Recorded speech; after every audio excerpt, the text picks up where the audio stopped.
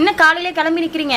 கிளம்பிட்டு இருக்க அந்த வெளியே போறேன் நான். அம்மா எதுவுமே வாங்கல, என்ன செய்யலாம்னு யோசிச்சுட்டு இருக்கேன். அப்ப லஞ்சுக்கு எனக்கு என்ன? அம்மா நேத்து கீரை பொரியல் பண்ணல, கீரை தண்டு எடுத்து வச்சிருக்கேன். அதை வச்சு உனக்கு புதுசா ஒரு ரெசிபி செஞ்சு தரேன். ஓகே. 50 கிராம் காராமணி ஊற வச்சுக்கணும் தண்ணி ஊத்தி.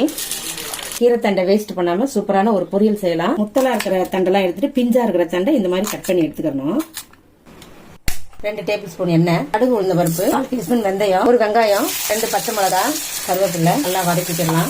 10 பல் பூண்டு, 2 தக்காளி, 1 ஸ்பூன் உப்பு போட்டு நல்லா வதக்கிக்கலாம். 1/4 டீஸ்பூன் மஞ்சள் தூள், 1/2 டீஸ்பூன் வெறுமிளகாய் தூள், 1/2 டீஸ்பூன் தனியாத்தூள், 1/2 டீஸ்பூன் சீரகத்தூள். எல்லாத்தையும் பச்சை வாசம் போற அளவுக்கு நல்லா வதக்கி எடுத்துக்கலாம். பொடியா நறுக்குன்னு கீரை தண்டை சேர்த்துடலாம். நல்லா வதக்கி விட்டுக்கலாம். கொஞ்சமா தண்ணி ஊத்தி கீரை தண்டு வேகிற அளவுக்கு 5 நிமிஷம் மூடி போட்டு வேக விடலாம். காராமணி அதோட சேர்த்துடலாம். எல்லாத்தையும் கலந்து விட்டுட்டு ஒரு கொதி வரட்டும். அவ்வளவுதான், நல்லா வெந்துருச்சு. கொத்தமல்லி போட்டாச்சு. கீரை தண்டு காராமணி பொரியல் சூப்பரா ரெடி ஆயிடுச்சு.